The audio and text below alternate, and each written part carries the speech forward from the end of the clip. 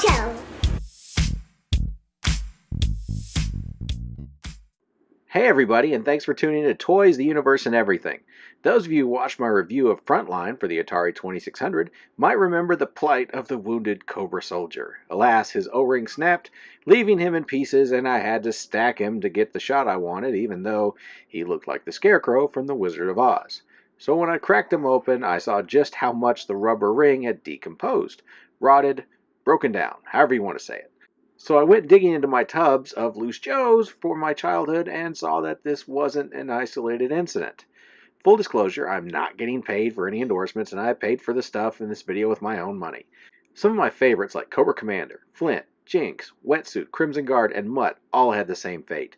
So, never one to shy away from jumping down the rabbit hole, I ordered replacement O-rings from Professor Foam, which was a really good deal if you have to redo a bunch of these guys like I did. I got 100 rings for under $6. I'll put the link in the description for any of you looking for replacements as well. Since I was ordering stuff, I also plunked down for these really nice figure stands from smalljoes.com. I got 25 for under $12. So I thought that was a really nice deal, and they look nice too. I just visited their site, and I can already see my money flying out of my wallet. So what you need to fix your Joes is simple. O-rings, a small screwdriver, and about 18 extra fingers to hold loose heads and arms in place. The middle generation guys like Flint and Crimson Guard were easier to put together because of their neck. The pins make it easier to slide the neck into place after mostly assembling the arms and the torso.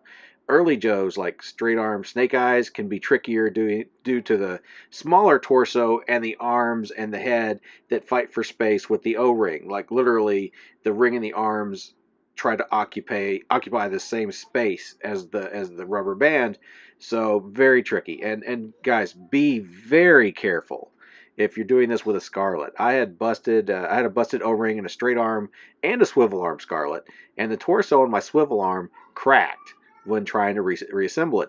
The piping on the front torso, where the abdomen is, where the screw bites in, actually broke loose. I heard a crack on the straight arm, alerting me she might suffer the same fate if I dared tighten her anymore. I don't know if her plastic is more brittle for some reason, or I'm just that unlucky, but at least one of them survived, so I'm not going to complain, or ever touch that screw again.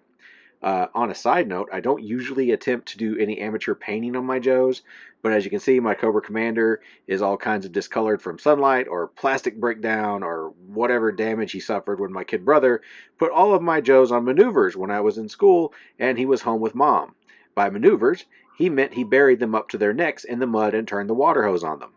I even found a rock inside of Snake Eyes all these years later. Back to my point. Seeing as how Cobra Commander has so much already wrong with him, I figured what the heck and took a silver Sharpie to his face mask.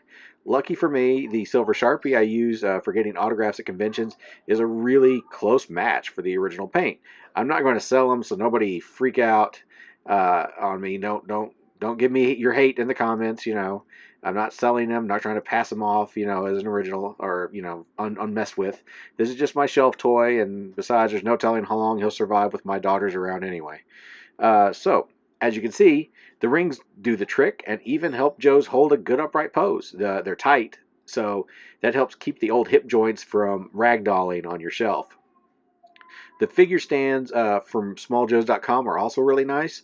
They're solid and they're tight without stressing the feet of the Joes. I was worried about them being too small or too big and breaking a foot trying to get it on there, but I have no problems with them. They are a fine replacement for the originals. Be careful of little hands though. One of the Sugars did break a peg off in Torch's foot trying to angle it out instead of twisting and pulling. Kids. Yay, kids. So anyway, guys, as you can see from the footage, my repair work mission is accomplished. If you want to order rings or stands for yourself, be sure to check the description for links. If you found this helpful, please like, subscribe, hit the notification bell so you know when I post videos like this in the future. And finally, do not leave little girls unsupervised with your Joes. Little girls are dangerous.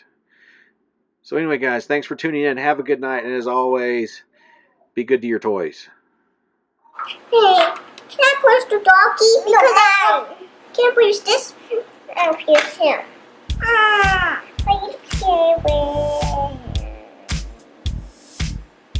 He's a nice guy, but he's not a bad guy.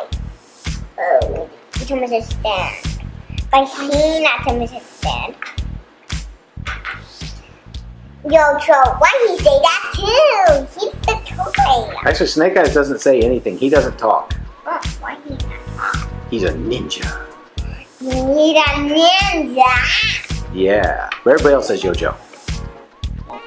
But Snake Eyes still fist pumps when he doesn't say it.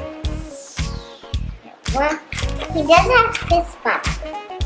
He doesn't have a fist bump. Is he one side? This one. Yo, Joe. I'm trying to say it. Can you say that 2 times? That's 2 dollars.